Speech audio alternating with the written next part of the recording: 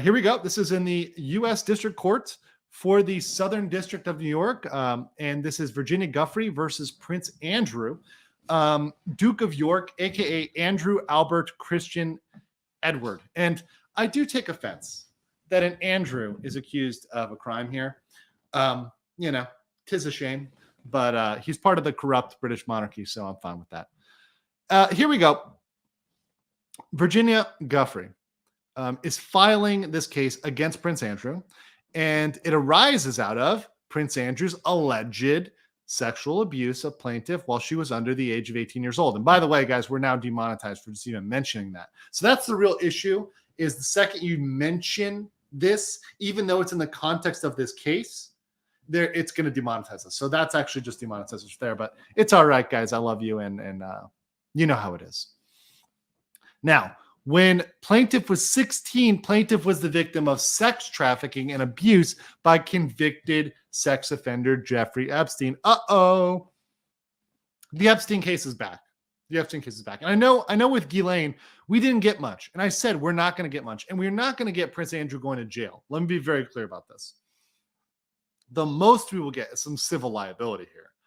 I don't think we're going to get Prince Andrew in jail. He's not going to be extradited to the United States to sit in a prison. Britain is already held out. Do you think they'd ship off their monarchy? You're dreaming. You're dreaming. So Epstein's trafficking scheme involved young girls, often claiming they were paid $200 for simply providing a massage to a wealthy billionaire. The same pattern was repeated numerous times with countless children and young women. So there was a grift that he would bring him in to Palm Beach, Florida, elsewhere overseas, and have them give this massage. Now, Plaintiff was recruited to provide massages and engage in a variety of sexual activities for Epstein. Plaintiff was required to be on call for Epstein for sexual purposes and frequently travel with him nationally and internationally. Plaintiff was regularly abused by Epstein and was lent out by Epstein to other powerful men for sexual purposes. So she was a loner, is the allegation. Now, there is a settlement document out there, and this is way back from 2009, and it's good context because it's not mentioned in this. This is the initial charges. But there's a settlement document where Epstein tried to settle, or rather release, all of the other parties out of this and say none of them were not liable for anything they did. We're releasing all of them for this misconduct. It was a settlement agreement which was signed. And Prince Andrew does assert that summary, that release that was signed way back in the day, back in 2009, still applies. It would not in this case because there's no privity under Florida law. You have to have the parties involved, specifically named. That's not going to work. However, just a point here when they're talking about other powerful men. And that doesn't mean the other powerful men as well. Those other powerful men, to the extent they're discovered, they wouldn't be off the hook either. So one such powerful man, according to the complaint here, to whom plaintiff was lent out for sexual purposes was the defendant, the Prince Andrew, the Duke of York. Prince Andrew was a friend of Ghislaine Maxwell, a British socialite. And they actively recruited underage girls, including plaintiff. According to Prince Andrew, he met Epstein through Maxwell in 1999. Prince Andrew thereafter became a frequent guest in Epstein's various homes around the world, including New York City, where he sexually abused plaintiff at Epstein and Maxwell's invitation when she was a minor. After publicly feigning ignorance about the scope of Epstein's sex trafficking operation and sympathy for Epstein's victims, Prince Andrew has refused to cooperate with U.S. authorities. That is true. That much is true. Prince Andrew committed sexual assault and battery upon plaintiff when she was 17 years old. As such, he is responsible for battery and intentional infliction of emotional distress under New York common law. The damage to plaintiff has been severe and lasting. Okay, and this is procedural, so they were filed in time. Now, here's the accusation. Let's get to the actual accusation in terms of the plaintiff and the defendant. So, Epstein flew plaintiff on his plane nationally and internationally numerous times when she was under the age of 18. So here's the flight logs. This is actually a pretty good fact I want to show you. So it shows everybody going to Palm Beach. You see West Palm Beach. You see the Virgin Islands, the Sex Island, if you will. You see Santa Fe, New York, I think is that Teterboro there, Bangor. You've got London, Paris. Is that Granada? Yes, Granada, Tangier, and then, back and around, right? So a whole bunch of international sexcapades here. So as part of their sex trafficking efforts, Epstein and Maxwell intimidated Plaintiff into remaining silent about what happened after Plaintiff was forced to have sex with defendant.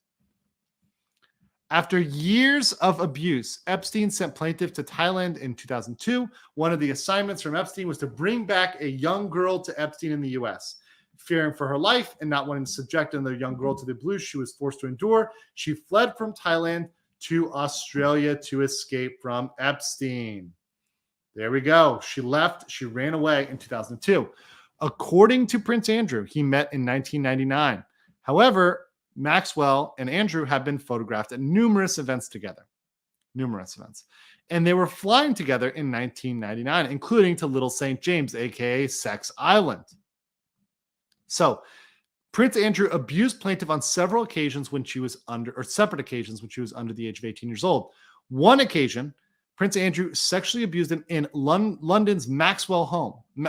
In London at Maxwell's home. During this encounter, Epstein, Maxwell, and Prince Andrew forced Plaintiff, a child, to have intercourse with Andrew against her will.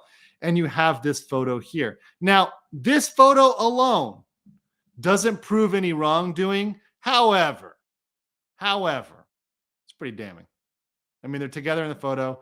Now, she's smiling, but, she's underage at this time. And this is like factual, right? Yeah, this is factual.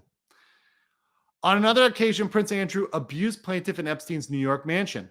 During this encounter, Maxwell forced Plaintiff, a child, and another victim to sit on his lap as the prince touched her. During his visit to New York, he forced Plaintiff to engage in sex acts against her will. On another occasion, Prince Andrew sexually abused Plaintiff on Epstein's private island in the Virgin Islands, Little St. James. So there were threats, express, implied. You've got those. And then you had to prove knowledge, no consent, right? All of that's there. Okay, so that's the important thing about that. Let me go back here and catch up you guys in the chat before we hop over. Now we're going to move to the motion to dismiss. So are you guys confused about anything right now? If you are in the chat, let me know. But so far, it seems pretty clear. The allegation is that Epstein and Maxwell brought Virginia Giuffres to Prince Andrew. Prince Andrew said, yes, thank you very much. I will have this snack and I will eat it. And that's what he did. And it was quite illegal, right? And this happens a lot. Where people will say, oh, bring these girls, bring those girls, especially in these high-end circles. They rely on other people to source for them. Think about it. I mean, this is before Tinder and Bumble and Hinge and all this, but even think about the modern era. Do you think people at the highest echelon of society are getting on Tinder or Grindr or whatever to get their fix? No, they're not doing that. They're not putting in the work individually. They're having somebody go out there, source these people and bring them back to them. Or they're going through very high-end escorts or very high-end matchmaking services if they're trying to date. But more often than not, they're probably looking at the escorts rather than the matchmaking. Let me put it that way. Mike Letts is greeting from California. So does he have to prove he can't sweat? No, but he was making that statement, and they haven't put that in writing yet, but they are making that statement as a defense. Now, this is a good question from Kathy. Do most people take pictures of their prostitutes? Actually, Kathy, you'd be surprised. So as a denizen of Miami, and as just a person who's been a lot of places that are nice, that are fancy, there's a game I like to play. And that game is called girlfriend, daughter, or escort, essentially. It could be sugar baby, yeah, it's an escort, right? One of my favorite games to play, girlfriend, daughter, escort. And frankly, I'm pretty good at spotting it. I'm not going to lie. Pretty good at spotting it, pretty good at calling it out. And a lot of people, especially people who do not get out and do not have that much social experience, will do stuff like taking pictures with a hired woman. In fact, many times these people flexing on Instagram, if they're flexing with, oh, they got these hot girls and they're out of nowhere and they're kind of a loser and kind of, dorky looking. Well, where do you think they got those girls? Where do you think they found them? That's right. So do people take pictures with paid women? Yes, they do. They do. And they absolutely do. It's dumb, but people do it. And especially people do it before the age of social media. I think that Prince Andrew took that photo thinking it was never going to get out. This is before social media, guys. People didn't conceptualize this. They didn't conceptualize it at all.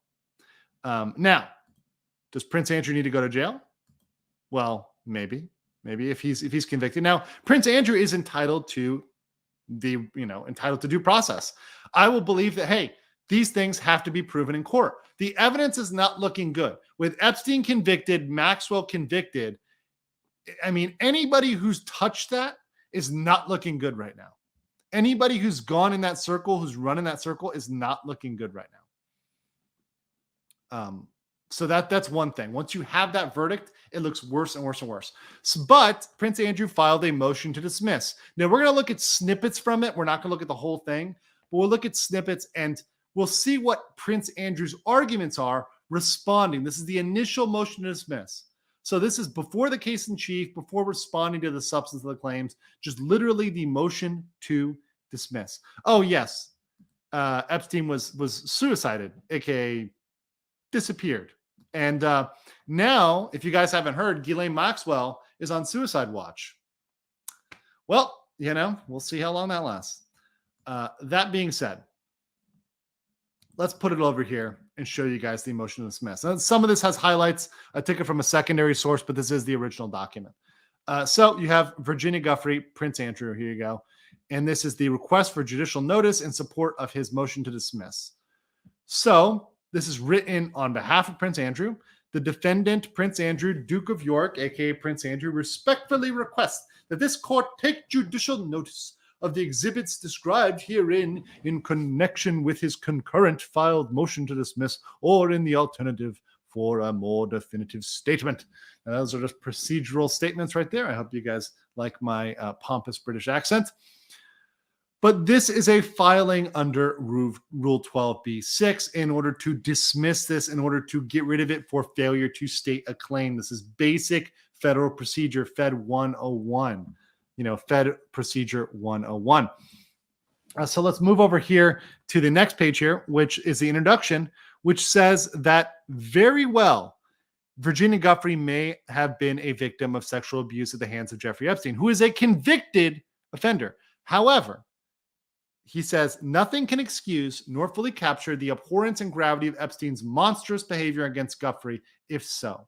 However, and without diminishing the harm suffered as a result of Epstein's alleged misconduct, in bold and italics, Prince Andrew never sexually abused or assaulted Giuffre. So he unequivocally denies the false allegations against him.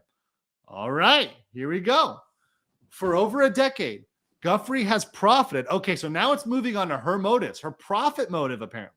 So for over a decade, Giuffre has profited from her allegations against Epstein and others by selling stories and photographs to the press and entering into secret agreements to resolve her claims against her alleged abusers, including Epstein and his ex-girlfriend, Ghislaine Maxwell. So maybe she is making money off of that. That's something they need to bring up at trial. How much has she made off of this? I don't know. I have no clue how much she has made off of selling stuff to the media. Now, if she has settlement agreements, those are often private. They're not disclosed. But anything that's public, well, you might be able to get that information. Most people, this is Prince Andrew's motions, what he says here in the motion.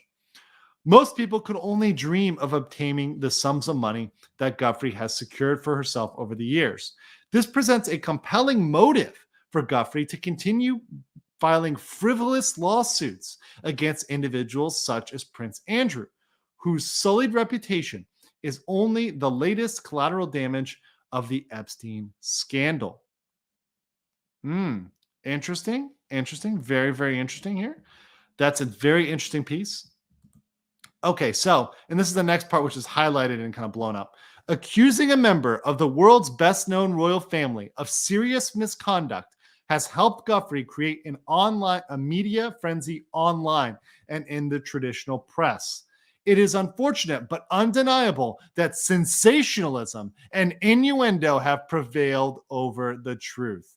Guthrie has initiated this baseless lawsuit against Prince Andrew to achieve another payday at his expense and at the expense of those closest to him. Epstein's abuse of Guthrie does not justify her public campaign against Prince Andrew. Guthrie's pattern of filing a series of lawsuits against numerous high-profile individuals should no longer be tolerated.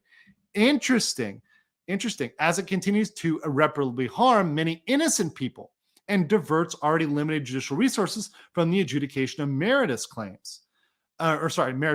claims asserted against those who have actually perpetrated sex crimes against minors. Okay, let's stop here for a second. I will come back to the rest. But this is very interesting and an interesting argument. So there's a grift defense. Thank you. That's a good one right there. A grift defense. If you guys like the grift defense, hit that like button. Smash that like button. Otherwise, if you're sick of wearing face diapers, smash that like button. Let people know. So I'm curious, how many of you guys, and I'll see, let's see in the chat, just say whether you believe her or disbelieve her. Do you believe her or disbelieve her? Do you think she's grifting or do you think she's legit? I really haven't made up my mind yet. I really haven't made up my mind yet. So I'm not sure right now whether or not she's grifting or legit because I haven't seen enough evidence. But the picture does look pretty damning. And I do believe that a lot of these powerful people are sexual deviants. So we've got a grifter, we've got a legit grifting. Legit. Crit says, what is this? Would you like a secret Epstein board game? No, Secret Hitler is a totally different game. Secret Epstein would be bad. Would be real bad. Alyssa says legit. Jesse says both. Okay, so you think she's grifting but legit. Believe all women. I don't make the rules. Here's the issue, is that we're kind of layering this. I don't believe in believe all women. And you guys know that. I'm just straight up don't believe all women. It's like, don't believe anybody. Make everybody prove their claim in a court of law. Make them present evidence. Everybody, regardless of gender. I don't care if you're a Zer, right? At some point, you've got to present evidence to back up your claims. Otherwise, we're in Juicy Smollett world. We're in MAGA country. And the grifters will not start grifting. When people see a grift, they jump on it. I look at YouTube. It's like when people are piling on to hate on one person, let's even talk about our favorite friend, Jack. Look, I covered it because it was a legal issue. And because, frankly, I'm very involved with a lot of people who are, involved in this. I've got like 2 degrees of separation here. It's very, very interesting. And I definitely have some people that were talking to me on the backside about this. Won't get into it. But it's something that I had to cover because it's legal news. He's threatening lawsuits. He's threatening defamation. He's threatening revenge porn. So, hey, Jack, you made it a topic. But everyone piled on because it's a good topic, right? However, people can also pile on to bad topics. They can pile on to bad lawsuits. And that's what happened, I think, at least partially to Cosby, because some of those people that piled on to Cosby were grifters. Some of them were legit. And it's hard to split out and parse out the grifters from the legit parties. That's the new challenge. And I know that some people can't sweat. There are people that cannot sweat. Alyssa says she can't sweat. Okay. Oh no, sorry. I have PTSD and can't sweat. Lies.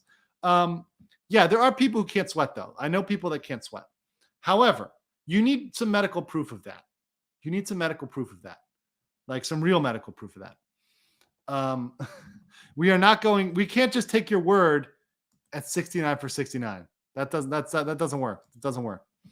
I'll have to check out. You're saying that Razor Fist has a good video on the Cosby situation. I'll check that out.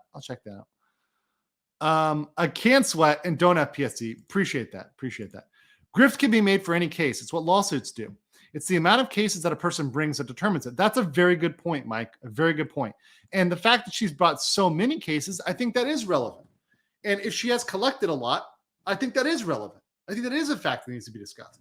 So we're pretty split here. So let's finish this up here and cover this last bit. So right here, Epstein negotiated for a broad release, insisting it cover any and all persons who Guthrie identified as potential targets of future lawsuits, regardless of the merit or lack thereof, to any such claims. Epstein's former attorney, Alan Dershowitz, and Prince Andrew are axiomatically among the releasees in the 2009 settlement agreement. So I guess they were named then in the agreement. Now, I haven't seen it, but if they were named in it specifically, then that might change it a little bit, but it also is pretty dated. It's 2009. And let me tell you something else. This is a Florida release. You can get out of these things if they're unconscionable. And one thing that's unconscionable or commonly held to be unconscionable is sex crimes. So a release is not going to allow you to get away with a sex crime. Sorry. You can't be like, hey, sign this waiver. It says that I'm going to be able to, I don't know, motorboat you without your consent. Like, no, you can't do that.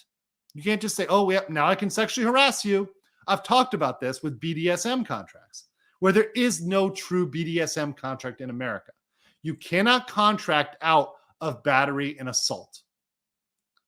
That's just the way the law works. We don't have that in the law as an exception yet. Hey, maybe in the future, BDSM gets an exception. Maybe there's a consent exception. But right now, there is none. So just know that when you're giving somebody the uppercut. I'm just saying. Whether you're the dom or the sub. Although I hope you aren't the Jack Murphy. That's all I'm saying. So that's it for that. So we also had a response. This is an email response. It looks like it's a freaking note or something that they wrote out on WordPad. But it's an email that was responding to the press, and this was from Virginia Guthrie's attorney. This is why I think this is relevant. Prince Andrew's motion to dismiss, filed late in New York, fails to confront the serious allegations in the complaint.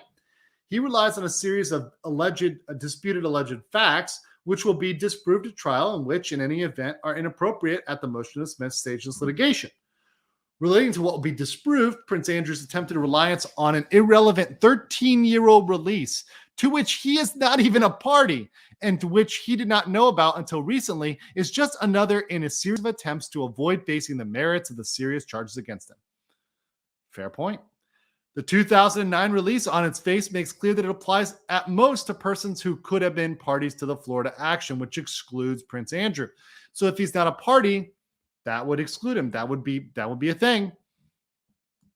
Since Prince Andrew didn't participate in any way in the negotiation of the release or in Florida state court in which it was entered, the 2009 release never had anything to do with Prince Andrew. Prince Andrew's attempt to now use the 2009 release as a get out of jail free card shows how desperate he is to dodge and duck the facts of what he did. All right. So, yeah, that's a doozy right there, guys. That's a doozy right there. I think that in this case, he is not going to win a motion to dismiss. He is going to lose this motion to dismiss. He's going to lose it. And I think it's going to go further in trial. Now, there might be civil liability. Is that going to lead to criminal liability? No. And there's a reason why she's bringing the civil claim. It's because eventually there will be a settlement. They're going to say, okay, nuisance value, let's get rid of this and let's let it go. So what's with the sweating issue? There was a quote from her, Eric, that when they were in London, they went to a club in London. And if anybody, like, who's in the chat has been to London, look, I've been to like Shoreditch. I've been to like a lot of different parts of London. I've been partied a lot. I've gotten so drunk I don't remember where I was in London. I've probably been to London like 12 times. So if you've been to London, shout out to everybody who's been to London, who's partied there. It can get kind of hot and steamy in some of these clubs. Not well circulated, not well ventilated. A lot of old buildings. So apparently sweat was pouring off of him. He was like glistening in sweat. His body was covered in sweat. And this is one of the details that she talks about, was being taken and pressed up against this sweaty man, and then being taken in the car with this sweaty man, and then having to engage in intercourse with this sweaty man. The sweat was like a major detail. So they're trying to debunk this nasty image of Prince Andrew. But like you said, there's so much proof that he's been sweating. You know, you can look at decades of photos of TV that show him sweating. Hey, look, it is what it is. It is what it is. But okay, so some of the clubs and bars in London, in Dublin, are similar to London, if you've been there. But, you know, of course, if you're clubbing, you're going to sweat. You're going to sweat.